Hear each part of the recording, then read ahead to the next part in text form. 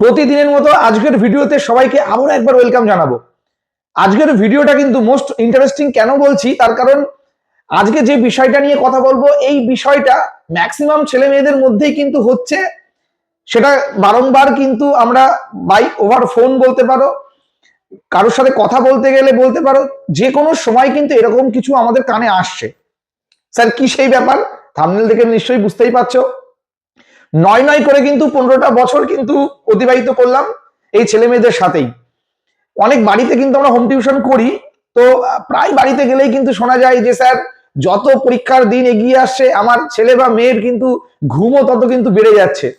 মানে এই যে পড়তে বসলেই ঘুম পাই, এই রোগ মোটেই ছাড়ছে না। আর এই রোগ ম্যাক্সিমাম ছেলে মেয়েদের ক্ষেত্রেই কিন্তু আমরা দেখতে পাচ্ছি যে এরকম একটা কেস ঘটছে যে পড়তে বসলেই ঘুম পেয়ে যাচ্ছে, পড়তে আর পারছে না। যারা আমার ভিডিওটা দেখছেন, যে সকল অভিভাবক বা অভিভাবিকারা, তারা অবশ্যই কমেন্ট করবেন আমি এখন যে কথাগুলো বলবো সেগুলো আপনার বাড়িতেও হচ্ছে না তো, আপনার ছেলে মেয়ের মধ্যেও এরকম কিছু হচ্ছে না তো, অবশ্যই কমেন্ট করবেন। আর তোমরা যারা আমার ভাই বোনেরা রয়েছো, যারা আমার ভিডিও দেখো প্রতিনিয়ত, তোমরাও মন দিয়ে দেখো ভিডিওটা। আশা করছি আজকে একটা সলিউশন যে কোনো বের করেই ছাড়বো। দেখো, তোমরা বহু ইউটিউব ভিডিও দেখেছো, বহু জায়গায় পরামর্শ নিয়েছো যে পড়তে বসলে যাতে ঘুম না পাই সেই বিষয়ে কি কি করা উচিত। বিভিন্ন ইউটিউব চ্যানেল বিভিন্ন রকম ভাবে তোমাদেরকে বুঝিয়েছে, এই করতে হবে সেই করতে হবে। কেউ বলছে কফি খেতে হবে, হ্যাঁ, কেউ বলছে একটুখানি গান শুনে নিতে হবে, কেউ বলছে একটু যোগ ব্যায়াম করো, হ্যাঁ, একটু ধ্যানমগ্ন হও, মানে অনেক রকম। বাট কোনো কিছুতেই কোনো ফলাফল আসছে না। তো আমি তোমাদেরকে যা যা বলবো, যদি তোমাদের সাথে সত্যি সত্যি এইরকম ঘটনা ঘটে থাকে বা আপনাদের ছেলে মেয়েদের সাথে যদি এরকম ঘটনা ঘটে থাকে, অবশ্যই আপনারা কমেন্ট সেকশনে কমেন্ট করবেন। আমিও দেখতে চাই যে পশ্চিমবঙ্গের অলিগলিতে এই রোগটা কোথায় কোথায় ছড়িয়েছে।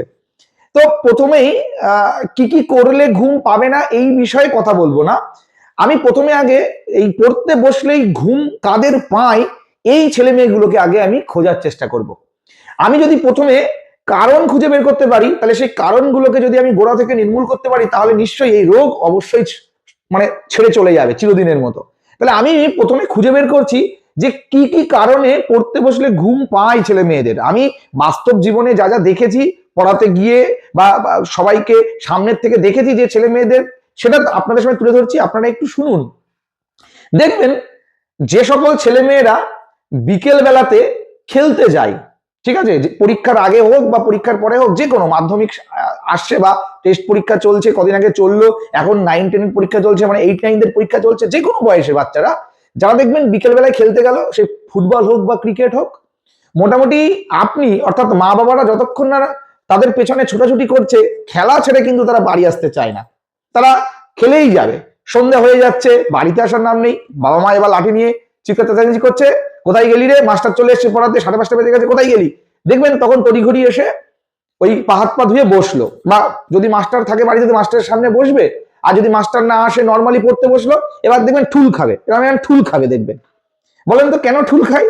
তার কারণ খেলতে গিয়ে পায়ে হয়তো একটা ছোট্ট চোট, ব্যথা লেগেছে, ফুটবল মাথা দিয়ে হেড দিয়েছে, মাথা যন্ত্রণা শুরু হয়েছে। এবার এই সারাদিনে মানে সারা বিকেলে যে খেলা করেছে, পায়ে লেগেছে, যন্ত্রণা ব্যথা, এইগুলো না যত সন্ধ্যা গড়াবে তত দেখবেন আস্তে আস্তে আস্তে করে উদয় হবে। আর তখনই একটু ঘুম পাবে, কারণ শরীর তো টায়ার্ড হয়ে গেছে। তাহলে ভালো করে বুঝবেন যে তাহলে যারা বিকেল বেলায় খেলতে যাচ্ছে, খেলতে গিয়ে হাতে পায়ে ব্যথা পেয়ে চোট পেয়ে বাড়ি আসছে, দেখবেন এদের ঘুম পায়। আর একটা কেস দেখবেন, যেসব ছেলে মেয়েরা সারাদিন ফ্রি ফায়ার খেলছে, দেখবেন মেয়েরাও খেলছে, আমি দেখছি। আপনি ওই ফোনটা কেড়ে নেবেন, ভাববেন যে ফোন কাটার পরে হয়তো বই নিয়ে বসবে, না, দেখবেন এবার ঘুমিয়ে পড়েছে, আপনি এসে দেখবেন ঘুমিয়ে পড়েছে। মানে গেম খেলতে দিলে ঘুম পায় না, গেম হাতের থেকে নিয়ে নিলেই ঘুম পায়, বই সামনে রাখলেই ঘুম পায়, মানে এটা বিশাল বড় রোগ। আচ্ছা, আর একটা জিনিস দেখবেন, কিছু ছেলেমেয়েরা আছে ভীষণ সিরিয়াল দেখে, মানে হিন্দি সিরিয়াল হোক, বাংলা সিরিয়াল হোক, স্টার জলসা, জি বাংলা খুলে বসে রয়েছে সন্ধ্যাবেলায়। আপনি যে করে হোক পড়তে বসালেন, ওরা কোনো রকম ভাবে একটু নমনম করলো, মা ভাত হয়ে গেছে, পাশের ঘরে হয়তো রান্নাঘর, রান্না বান্না, রাত্রের ডিনারটা করা হয়ে গেল, 7-8টার মধ্যে দেখবেন একদম বাবু কাঠ ঘুমিয়ে, একদম ঘুম। আর আপনি এসে গালাগালি দেবেন, ওই কোনো রকম একটু উঠে পড়লো, ব্যাস ওখানেই শেষ। মানে এইরকমই চলছে। আবার কিছু প্রকৃতির ছেলে মেয়ে আছে দেখবেন যে এখন শীতকাল পড়েছে, রাত্রেবেলা হলেই র্যাকেট খেলতে যাচ্ছে, র্যাকেট। মা আমি একটু খেলে আসি, আমি এসেই বই পড়বো। যা বাবা খেলে আই, তাহলে বই পড়বি যখন। খেলে টেলে এসে দেখবেন ঘুমাচ্ছে, বই আর নিয়ে বসছে না। তাহলে বারংবার একটা জিনিস কিন্তু এখান থেকে লক্ষ্য করা যাচ্ছে যে এই যে ঘুমটা কাদের আসলো, ঘুমটা কিন্তু তাদেরই আসলো যারা পড়াশোনায় অমনোযোগী, অর্থাৎ যারা বইটাকে ভয় পাচ্ছে, যারা পড়তে চাচ্ছে না, তাদের কিন্তু ঘুমটা পাচ্ছে।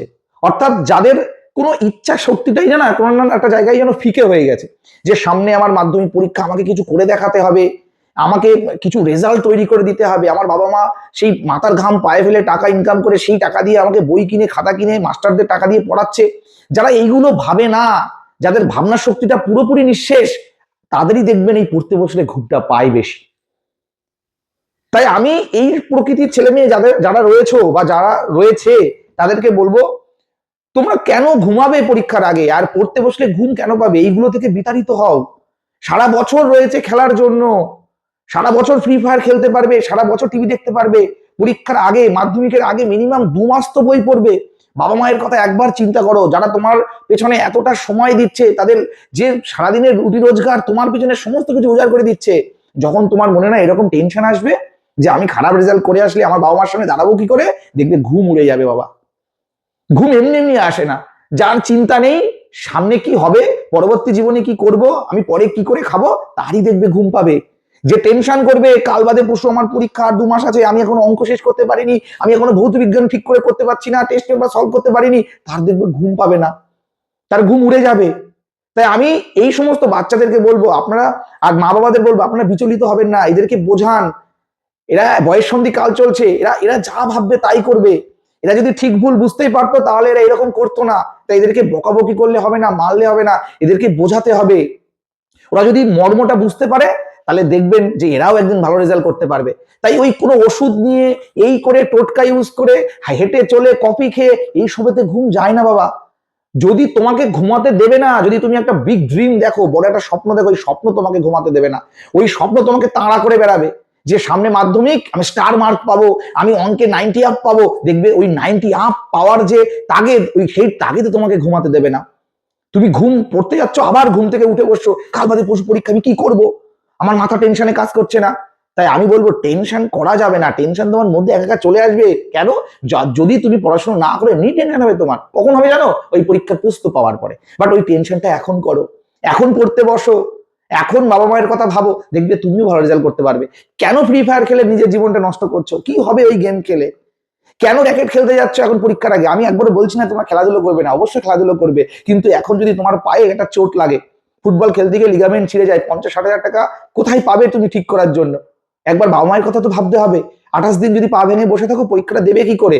তাহলে এগুলো থেকে এখন বিতাড়িত থাকো তোমরা, দেখবে ঘুম একা একাই চলে যাবে। এবার আর এক প্রকৃতির ছেলেমেয়েরা আছে, তারা অনেক সময় কমেন্ট করে, আমি পড়াতে গেলেও বলে, তারা পড়ুকো, তারা খুব মেধা, তারা কি বলে, স্যার আমি ভীষণ পড়াশোনা ভালোবাসি। সত্যি তারা পড়াশোনা ভালোবাসে, বাট তাও পড়তে বসলে আমার ঘুম পেয়ে যায়। তাহলে আমি কি ফাঁকিবাজ? না, এরা কিন্তু ফাঁকিবাজ না। তাহলে এদের ঘুমের পিছনে রহস্য, আর এদেরকে কিভাবে বাঁচাবো? দেখো, যারা অনেক পড়াশোনা করে তাদেরও ঘুম পায়, কিন্তু কেন ঘুম পায় জানো? তোমরা পড়াশোনার ভিতরে এতটা মগ্ন হয়ে যাচ্ছ, তোমরা নিজেকে সময়টা কম দিচ্ছ। তোমরা একটা জিনিস মাথায় রাখবে, ব্যস্ততাই কিন্তু তোমার কর্মের একটা অঙ্গ হতে পারে না। মনে রাখতে হবে, বিশ্রাম কিন্তু কর্মের অঙ্গ হয়। অর্থাৎ তুমি যতটা কর্ম করছো সেই রেসপেক্টে তোমার কিন্তু কিছুটা বিশ্রামেরও দরকার। তুমি যদি অতিরিক্ত পড়াশোনা করছো, অতিরিক্ত ভেবে ফেলছো, তুমি বিশ্রাম নিচ্ছ না, তাহলে তোমার মাথাটাকেও তো, ব্রেনটাকেও তো কিছুক্ষণের জন্য তোমাকে বিশ্রাম দিতে হবে। তাই আমি তোমাদেরকে বলবো, তোমরা পড়ার ফাঁকে ফাঁকে কিছু জল খাও, মানে একটা বোতল রাখো, সেখান থেকে কিছুটা জল পান করলে, জল খেলে কি হয়, ব্রেনের অনেক নার্ভ থাকে সেখানে, কিন্তু শিরা উপশিরাগুলোতে অনেক ভালো মানে কাজ করে, মানে তোমার রক্তের মধ্যে যে অক্সিজেনটা, সেই অক্সিজেন ফ্লোটা অনেকটা বেড়ে যায়। তাই আমি তোমাদেরকে বলবো, তোমরা কিছুটা জল খেলে মাঝে সাঝে একটু ব্রেক নেবে, একটানা না পড়ে মাঝে সাঝে একটু ছোট্ট ব্রেক নাও না, একটু নির্দিষ্ট টাইমে ঘুমিয়ে নাও না। রাত জেগে পড়বে সবই ঠিক আছে, বাট তোমাকে শরীরটাকেও তো সুস্থ রাখতে হবে, কিছু পুষ্টিযুক্ত খাবার খেতে হবে। পড়ার জন্য এত টেনশন, মা খাবার আনছে খাবার খাচ্ছ না, এগুলো তো ঠিক না। শরীর স্বাস্থ্য ঠিক রাখো, সমস্ত কিছু, ব্রেনটাকে শিথিলতা একটু মানে কিছুক্ষণের জন্য শিথিল করো, সমস্ত কিছু তোমারও হবে। অর্থাৎ তোমরা এত বেশি টেনশন করছো, এত বেশি বই পড়ছো, শরীর এমনিই পারছে না। এর জন্যই তুমি যখনই প্রেশার বেশি পড়ে যাচ্ছে, একটু একটু ঘুমের ঝুল আসবে। তাই রেস্ট নাও, বিরাম কিন্তু কাজের অঙ্গ, মাথায় রাখতে হবে। তুমি একটু রেস্ট নাও, একটু বিরাম নাও, মাঝে সাঝে ব্রেক নাও, একটু একটু করে জল খাও, পড়ার ফাঁকে ফাঁকে পুষ্টিযুক্ত খাবার খাও, দেখবে তুমিও ঘুমের এই যে রোগটা সেখান থেকে অবশ্যই মুক্তি পাচ্ছ। বাট তোমরা ফাঁকিবাজ না, এটা মনে রাখতে হবে। তাহলে আজকের ভিডিও থেকে আমরা কি শিখলাম? ঘুম কাদের পায়? যারা খুব ফাঁকিবাজ তাদেরই শুধু ঘুম পায়, আবার যারা খুব পড়াশোনা করো তাদেরও ঘুম পায়। বাট দুটো কিন্তু ঘুমের ধরনটা আলাদা, তাই দুজনের বাঁচার উপায়টাও আলাদা। তাই আমি তোমাদেরকে বলবো তোমরা সবাই পারবে, তোমরা নিজের কথা না ভাবো, মা বাবার কথা ভাবো, তাদের কথা ভেবে পড়তে বসো যে কি করেছে আমার বাবা। আমার বাবা আমাকে যে এই বইটা কিনে দিয়েছে, মাস্টারকে 600 টাকা মাইনে দিয়েছে, কোথা থেকে দিল? যখন তুমি এটা ভাবতে বসবে তখন ঘুম একা একাই উবে যাবে।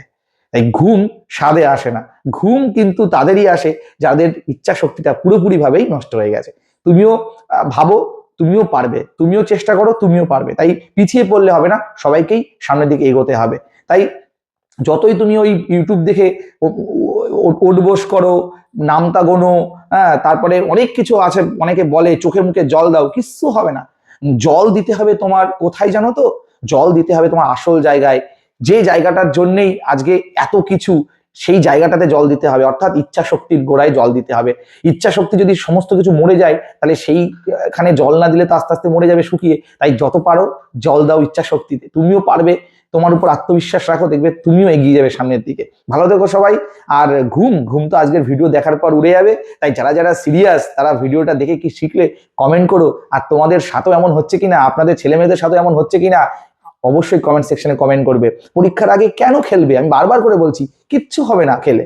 যাদের খেলার তারা ঠিক টাইমে খেলবে। এখন সামনে পরীক্ষা, এখন তো পড়ার টাইম। সারা বছর তো অনেকটাই বদমাইশি করলে, এবার একটু সিরিয়াস হও, দেখবে তুমিও ভালো রেজাল্ট করতে পারবে। ভালো থেকো সবাই, টেক কেয়ার। আর মনে রাখতে হবে যে একটানা অনেকক্ষণ পড়ার ফাঁকে ফাঁকে একটু হলেও তোমাকে বিশ্রাম নিতে হবে। ভালো থেকো।